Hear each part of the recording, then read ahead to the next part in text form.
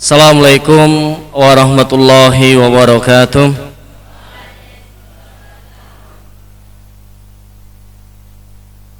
Innal hamdalillah nahmaduhu wa nasta'inuhu wa nastaghfiruh wa na'udzu billahi min sururi anfusina wa min sayyiati a'malina.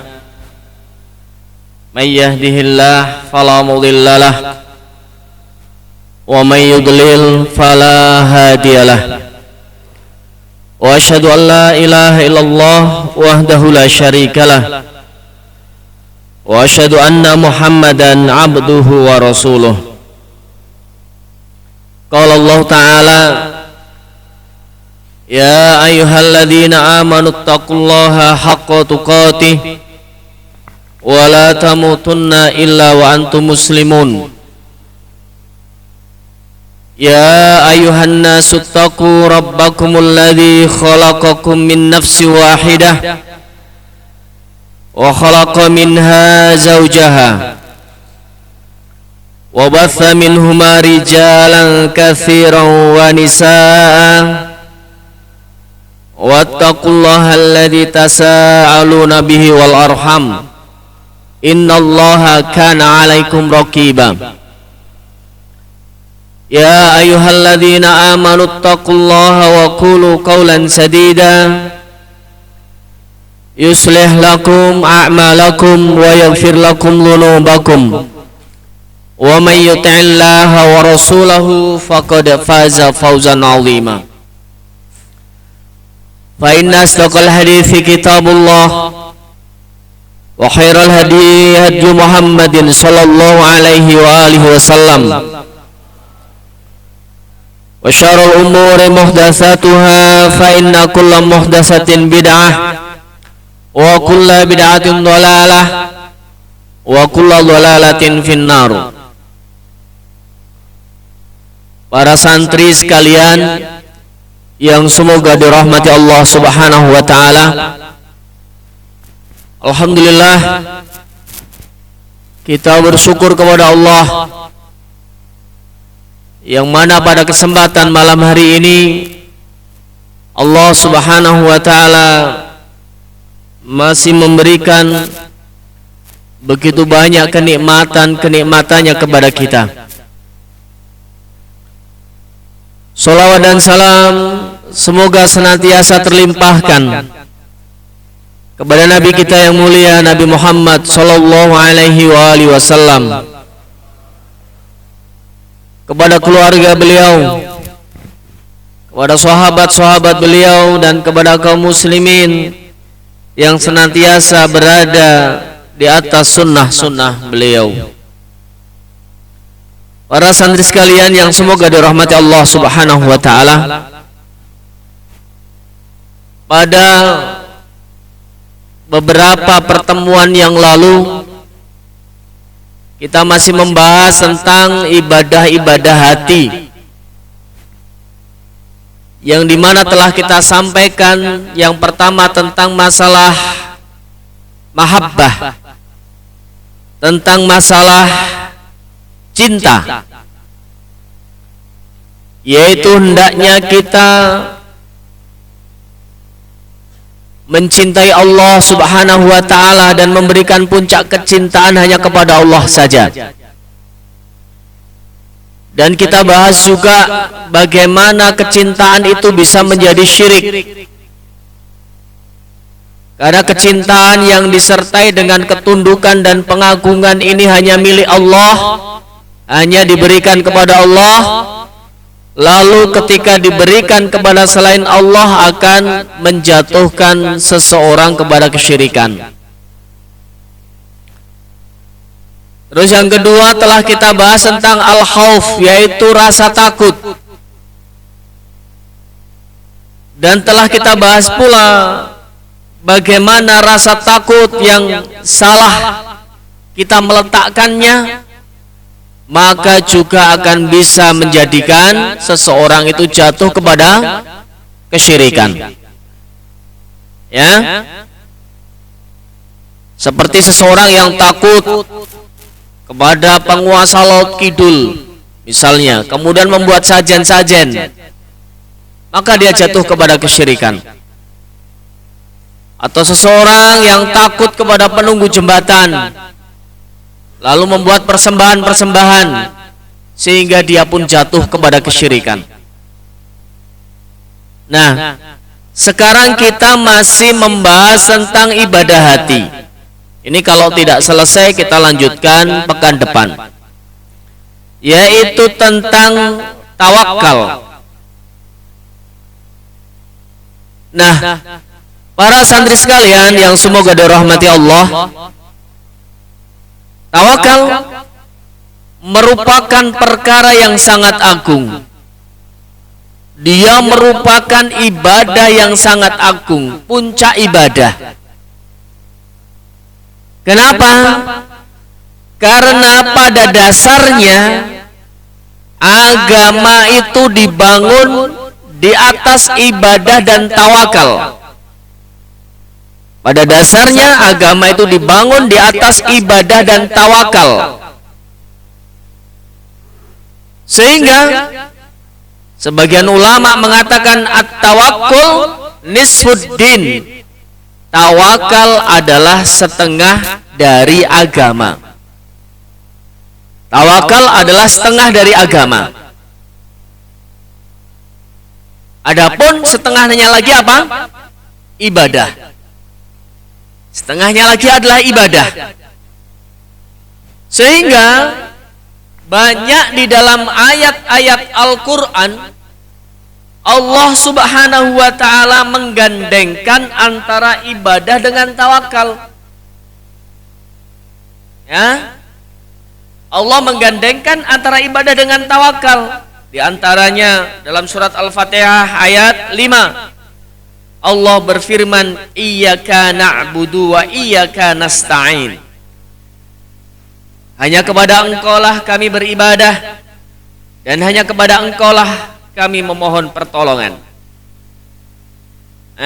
Iyyaka na'budu ini menunjukkan bagian ibadah. Hanya kepada Engkau sajalah kami beribadah. Wa iyyaka nasta'in, dan hanya kepada Engkau sajalah kami memohon pertolongan. Ini menunjukkan tentang tawakal. Ya, meminta pertolongan hanya kepada Allah saja. Kemudian di dalam ayat lain, dalam surat Hud ayat 123, Allah juga menunjukkan dalam ayat ini Allah berfirman, fa'budhu wa tawakkal alaih, maka sembahlah dia dan bertawakallah kepadanya. Sembahlah dia, yakni Allah saja, dan bertawakallah kepadanya. Kemudian juga Allah subhanahu wa ta'ala menyebutkan dalam surat Al-Mulk ayat 29, Qul huwar rahman amanna bihi wa alaihi tawakkalna. Katakanlah, dia yang maha pengasih, kami beriman kepadanya, dan kepadanya lah kami bertawakal. Dan masih banyak ayat-ayat yang lain yang Allah menggandengkan antara ibadah dengan tawakal. Nah, para santri sekalian yang semoga dirahmati Allah subhanahu wa ta'ala, dan tawakal ini sebagaimana tadi disampaikan, tawakal ini merupakan perkara yang agung, bahkan wajib seorang muslim, seorang mukmin itu bertawakal kepada Allah. Sebagaimana Allah berfirman, wa 'alallahi fatawakkalu in kuntum mu'minin. Dan kepada Allah lah hendaklah, ya, kepada Allah hendaklah kalian bertawakal jika kalian benar-benar termasuk orang yang mukmin. Maka seorang mukmin wajib dia bertawakal kepada Allah. Namun kadang-kadang seseorang itu karena dia tidak paham, dia tidak pernah belajar bagaimana cara bertawakal kepada Allah, dia tidak tahu, sehingga dia salah. Ingat, salah di dalam tawakal bisa menyimpang, bahkan juga bisa jatuh kepada kesyirikan. Nah, para santri sekalian, tawakal itu dibangun di atas dua perkara. Dua-duanya harus ada. Kalau hanya ada salah satunya, maka tawakalnya tidak benar. Tawakalnya salah. Tawakal biar benar, biar sempurna, maka tawakal itu dibangun di atas dua perkara. Yang pertama, tafridul amri ilallah. Tafridul amri ilallah, yaitu menyerahkan urusan sepenuhnya kepada Allah. Itu yang pertama, menyerahkan urusan sepenuhnya kepada Allah.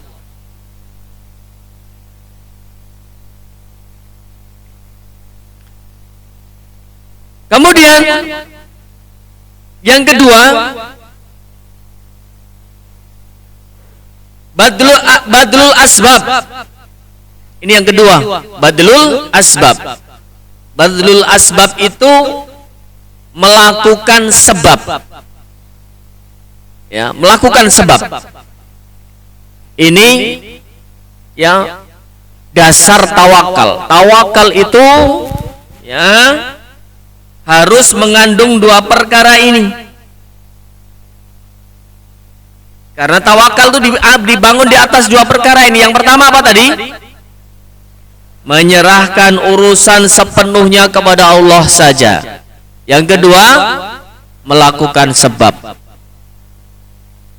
Sehingga seseorang tidak cukup hanya menyerahkan, menyandarkan semua urusan kepada Allah tok, tapi tidak melakukan sebabnya.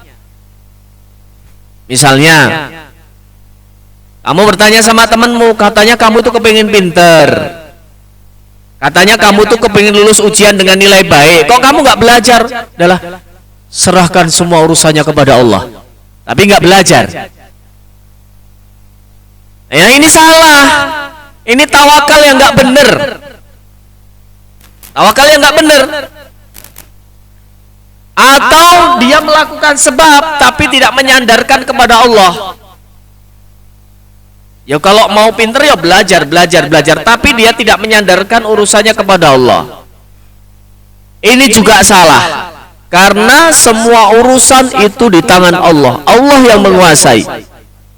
Bukan semata-mata seseorang itu melakukan sebab. Ya. Ketika seseorang melakukan sebab tapi Allah tidak menghendaki, ya tidak jadi. Ada orang, ada teman kalian mau menghadapi ujian, dia belajar terus. Pas hari ujian dia sakit, gak bisa ikut ujian. Allah kehendaki demikian. Atau ternyata soal yang keluar berbeda dengan yang dia pelajari. Allah menghendaki demikian. Bisa jadi, maka dua-duanya dilakukan. Menyandarkan semua urusan kepada Allah, kemudian menempuh sebabnya. Nah, para santri sekalian yang semoga dirahmati Allah Subhanahu wa taala, menyerahkan urusan sepenuhnya hanya kepada Allah ini merupakan amalan hati, hati yang beramal. Ya, Imam Ahmad mengatakan at-tawakkul amalul qalbi. Tawakal itu adalah amalan hati. Dan seseorang ketika ingin hatinya benar-benar bisa fokus untuk menyerahkan segala urusannya kepada Allah, maka dia harus benar-benar mengenal Allah dari sisi tauhid rububiyah dan asma wa sifat. Kalau orang itu dia tidak memahami tauhid rububiyah dan asma wa sifat Allah, tauhid asma wa sifat, dia tidak akan bisa bertawakal. Kenapa? Kalau dia memahami tauhid rububiyah, Allah itu sebagai Rabb, Allah yang menciptakan, Allah yang menghidupkan, Allah yang mudabbir, mengatur segala urusan, Allah yang menguasai semua urusan manusia. Maka dengan meyakini bahwasanya semua urusan itu di tangan Allah, semua urusan itu yang menguasai Allah, dia yakin, barulah dia bisa menyerahkan urusannya kepada Allah. Tapi kalau tidak yakin, dia nggak akan bisa. Ya, contohnya gampangannya begini saja. Misalnya ada seseorang mau membangun sebuah bangunan, ya, membangun sebuah bangunan. Kemudian di tempat itu dikenal ada seorang tukang yang pakar. Dia pakar tukang kayu, dia pakar juga bisa masang batu bata, dia pakar semuanya. Dan diketahui dia itu pakar. Maka Pak Iskandar di sini sebagai lajnah pembangunan menyerahkan masalah pertukangan itu kepada dia. Ya sudahlah, Pak, ini diserahkan masalah pertukangan ini kepada Anda. Soalnya kami yakin Anda sudah pakar. Ini dalam urusan dunia pun seperti itu. Kenapa Pak Iskandar itu menyerahkan urusannya kepada tukang tadi? Kenapa? Karena diyakini dia sudah pakar dalam hal pertukangan. Atau misalnya ini mau ada kajian malam Jumat, kemudian akan disiarkan live. Maka panitia menyerahkan urusannya kepada salah seorang santri. Siapa ini yang ngurus ini tadi? Yang masang-masang ini tadi siapa? Tim media. Sudah kita serahkan ke tim media. Soalnya tim media ini biasa pegangi setrum misalnya. Biasa pegang setrum, biasa ngicipi setrum, gitu. Bisa ngutak-utak kamera, bisa ngotak-atik ini. Udah kita serahkan. Mereka sudah pakar. Mereka sudah ahli. Kenapa yakin diserahkan kepada tim media? Karena mereka sudah ahli. Ini dalam urusan dunia. Seseorang itu menyerahkan sesuatu urusan kepada yang ahli, yang memang pakar. Itu gambarannya seperti itu.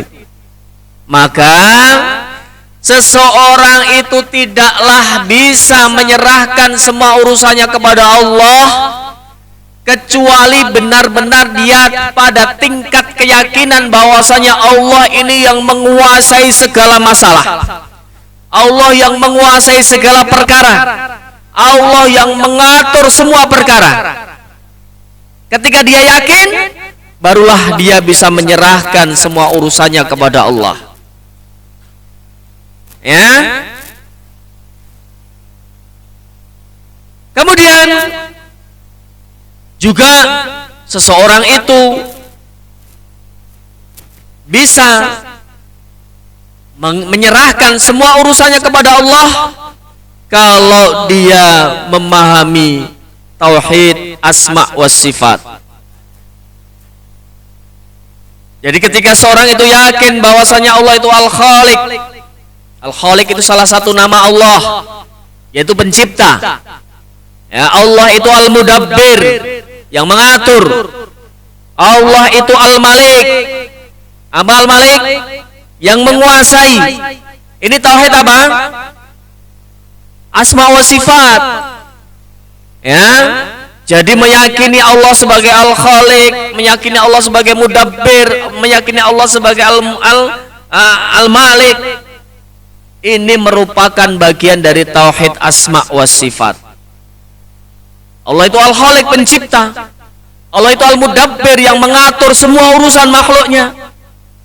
Ya, Allah itu Al-Malik, yang menguasai segalanya. Maka barulah seseorang itu bisa bertawakal dengan benar. Ya, Allah ini menguasai seluruh alam ini, mengaturnya.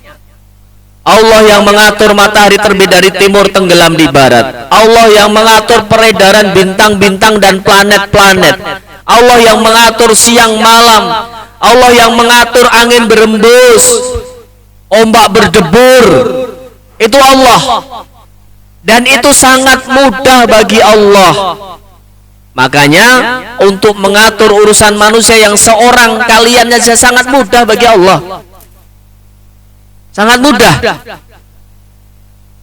Maka ketika orang memahami tauhid asma wa sifat, dia akan bisa semakin bertawakal kepada Allah dengan benar.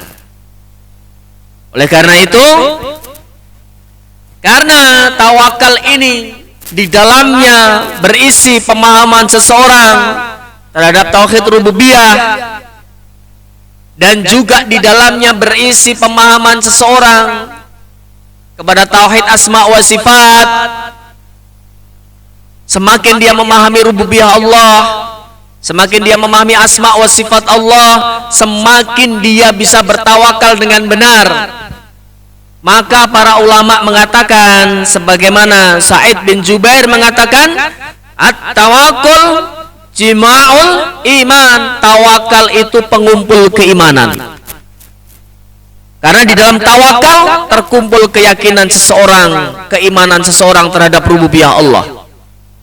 Di dalam tawakal juga ada keyakinan seseorang terhadap asma wa sifat Allah, berkumpul di sana.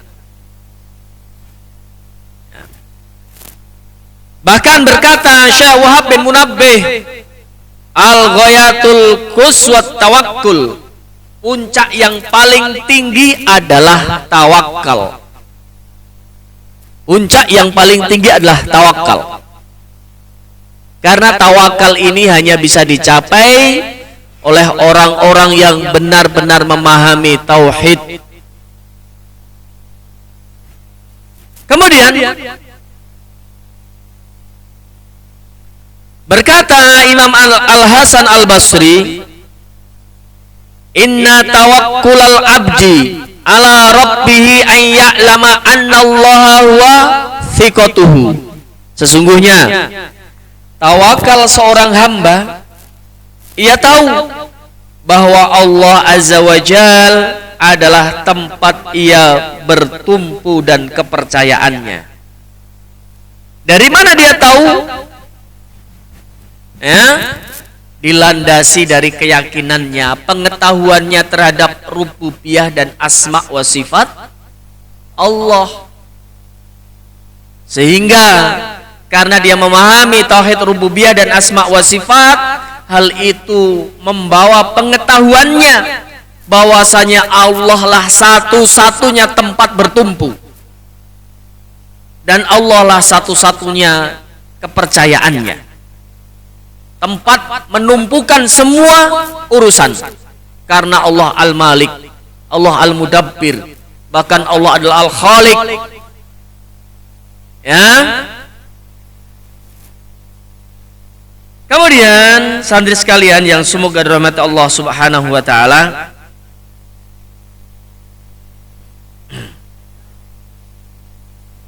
maka dua hal ini harus ada. Yang tadi itu menyandarkan semua urusan kepada Allah, yang ini bisa didapatkan ketika seorang itu memahami apa? Tauhid rububiyah dan tauhid asma wa sifat. Yang kedua adalah melakukan sebab. Melakukan sebab. Ketika seseorang itu menginginkan sesuatu, maka serahkan urusannya kepada Allah, kemudian dia juga berusaha mendapatkan sesuatu tersebut. Kalian misalnya pengen pergi ke Jogja, apakah cukup kalian diam, pokoknya aku serahkan urusannya kepada Allah, tiba-tiba sudah sampai di Jogja?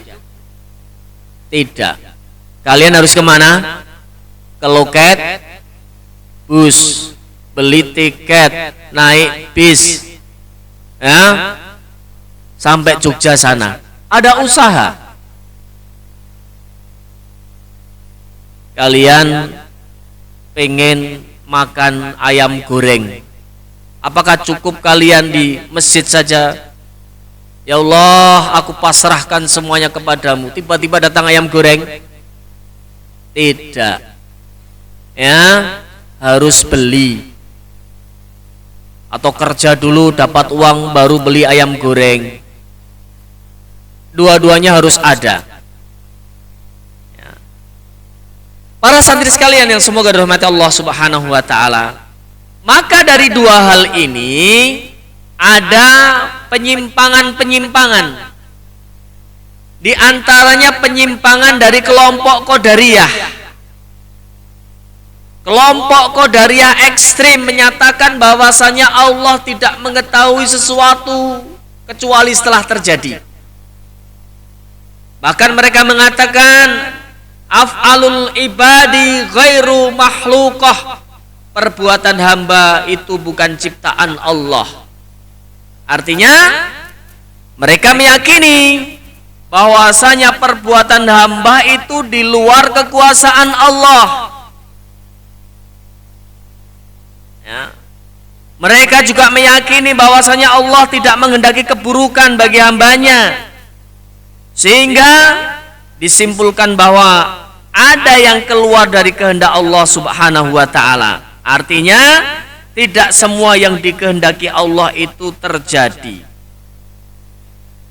Oleh karena itu, menurut mereka, jika keyakinan itu seperti itu, maka seseorang itu akan susah bertawakal kepada Allah. Kenapa? Karena tidak semua kehendak Allah itu akan terjadi. Sehingga kalau menurut orang Qadariyah tadi,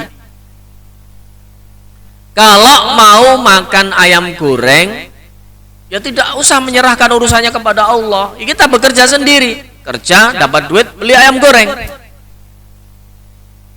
Urusan begitu dikeluar kehendak Allah, nggak perlu menyandarkan kepada Allah. Ya. Ada juga kelompok yang sebaliknya, Jabariyah misalnya. Jabariyah ini ekstrim juga. Pokoknya segala sesuatu itu kehendak Allah, kita seperti wayang. Jadi kita pun tidak perlu berusaha. Kalau mau makan ayam goreng, ya sudah cukup di masjid aja memohon, ya Allah beri aku ayam goreng, ya Allah beri ayam goreng, sampai Allah kasih.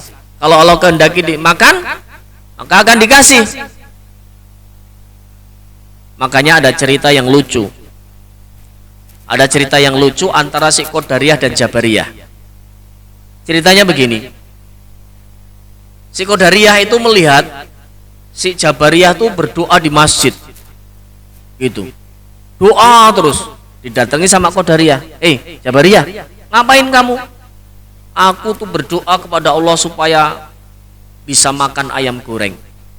Loh, kalau kamu mau makan ayam goreng, ya kamu harus bekerja nyari duit, beli ayam goreng baru kamu bisa makan. Kalau kamu cuma berdoa begini, kamu nggak akan bisa makan. Itu. Tapi si Jabariyah ini tetap berdoa terus. Akhirnya si Qadariyah bilang, lihat aku.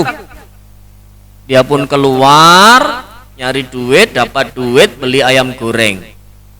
Setelah beli ayam goreng, dia datang ke Jabariyah, ini lihat aku nih, aku bekerja dapat duit, dapat ayam goreng, berarti yang bener aku ini. Ya sudahlah, kamu berhenti berdoa, yuk kita makan, yuk makan bareng-bareng. Mereka makan berdua ayam goreng itu. Setelah makan kenyang, Jabariyah bilang, alhamdulillah tanpa bekerja pun aku bisa makan ayam goreng. Ya kan? Cuma berdoa diantar ayam goreng kan gitu. cuma menyandarkan urusannya kepada Allah saja, dia bisa makan ayam goreng. Yang benar yang mana? Yang benar yang mana? Dua-duanya digabungkan. Dua-duanya digabungkan. Yang menyandarkan urusannya kepada Allah juga berusaha dengan menempuh sebabnya. Kemudian para santri sekalian yang semoga dirahmati Allah Subhanahu wa taala, yang kedua tadi badlul asbab, melakukan sebab. Artinya tawakal itu tidak sempurna dengan hanya hati itu menyerahkan semua urusan kepada Allah. Ya Allah, aku pasrahkan semua urusanku kepadamu. Atau kita pasrahkan semua urusan kepada Tuhan yang menguasai langit dan bumi, kemudian tidak bekerja, tidak melakukan sebab. Ini salah. Karena Allah Subhanahu wa taala telah menjadikan sebuah hikmah sunnatullah, adanya sebab akibat. Jadi setelah seseorang itu bertawakal kepada Allah, dia menyerahkan semua urusannya kepada Allah, dibarengi dengan usaha yang biasa kita sebut dengan apa?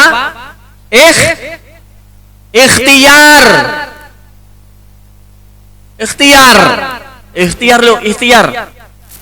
Dibarengi dengan ikhtiar,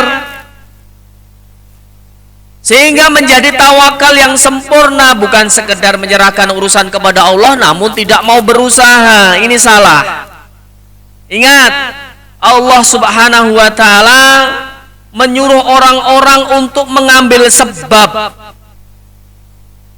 Bahkan orang-orang mulia dahulu kala ada ibundanya Nabi Isa, namanya siapa? Maryam. Maryam itu, iya, enggak apa-apa.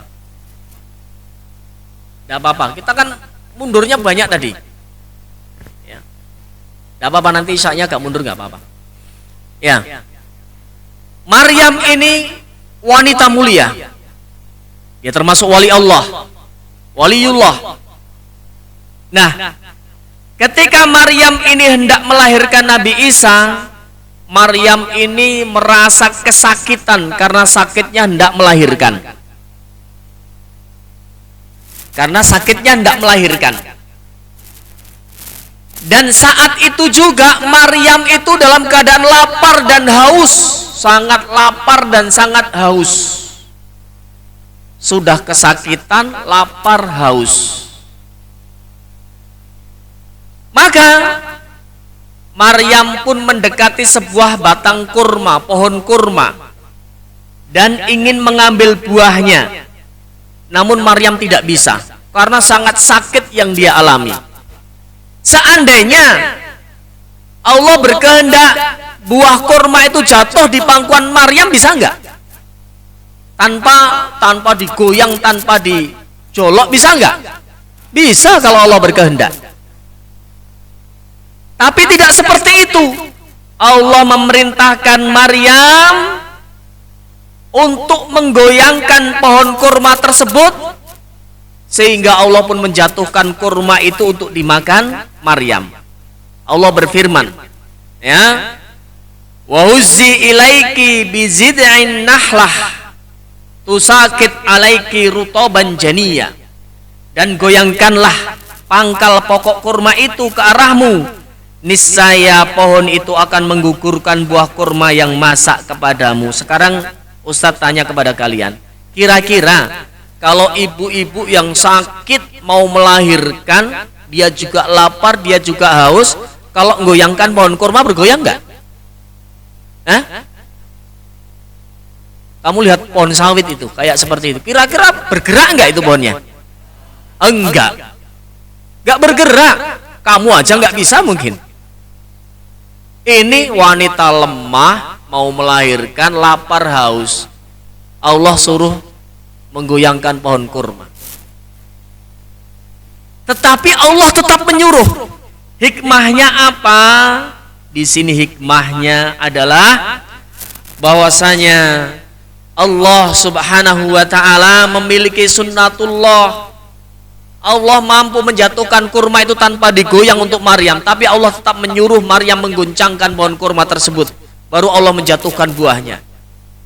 Hikmahnya di situ, Allah subhanahu wa ta'ala itu memiliki sunnatullah, ya, sebab akibat, sehingga Allah memerintahkan Maryam untuk menggoyangkan batang kurma. Di sini Allah mengajari kita bahwasanya harus ada usaha untuk dapat mencapai satu tujuan. Maryam saja agar bisa makan kurma, Allah perintahkan untuk menggoyangkan pohon kurma itu. Ya, maka wajib mengambil sebab. Manusia yang paling mulia siapa?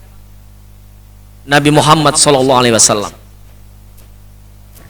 Beliau paling bertawakal kepada Allah, paling bertawakal kepada Allah. Dan seandainya Allah menjadikan Nabi kita itu menang melawan orang-orang kafir Quraisy tanpa peperangan, bisa nggak? Bisa, Allah Maha mampu. Namun tetap saja Rasulullah manusia yang paling bertawakal, menempuh sebab untuk mencapai kemenangan. Bahkan ketika mau perang Badar, Rasulullah itu mengatur strateginya, bermusyawarah dengan sahabat-sahabatnya. Kita mau bertahan di mana? Di depan sumur atau di belakang sumur? Sehingga terjadi musyawarah. Rasulullah menempuh sebab. Rasulullah juga melakukan peperangan untuk meraih kemenangan. Ini menunjukkan bahwasanya usaha itu harus ada, tidak cuma menyerahkan urusan kepada Allah tok tanpa usaha. Di perang Badar Rasulullah berdoa, menyerahkan urusannya kepada Allah. Beliau berdoa sampai selendangnya jatuh. Namun juga beliau menempuh usaha, yaitu dengan mengatur strategi, melakukan peperangan. Barulah Allah berikan kemenangan. Itu tawakal yang benar, menyerahkan urusannya kepada Allah. Yang kedua apa? Melakukan sebabnya. Itu ya. Semoga kalian bisa memahami tawakal ini. Dan tawakal ini, menyerahkan urusan kepada Allah, tidak boleh diberikan kepada selain Allah. Besok insya Allah kita bahas kelanjutannya. Barakallahu fikum. Subhanakallahumma wa bihamdika asyhadu an la ilaha illa anta astaghfiruka wa atubu ilaik. Wassalamualaikum warahmatullahi wabarakatuh.